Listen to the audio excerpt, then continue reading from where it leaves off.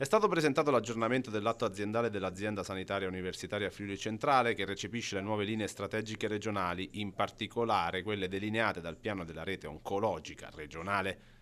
Questo è anche dovuto per una sostenibilità non solo economica, ma una sostenibilità di gestione del personale. Uno dei motivi per cui abbiamo messo mano all'atto aziendale è proprio la nuova rete oncologica, su cui appunto noi che vogliamo e dobbiamo attuare, ma vogliamo fare proprio per una risposta di salute ai cittadini.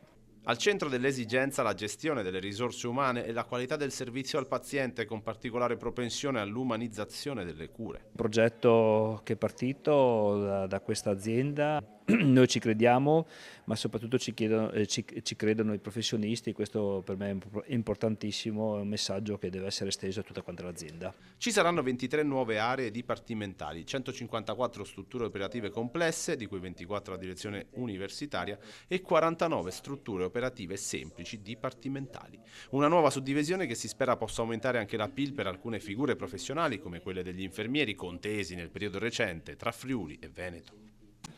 Il sistema della concorrenza dispiace quando questo accade sul sistema sanitario, dispiace quando questo accade naturalmente tra due regioni limitrofe. I passi fatti nello scorso anno e negli anni precedenti dalla Direzione Centrale Salute e dall'assessorato secondo me vanno nella giusta direzione per attrarre queste figure professionali.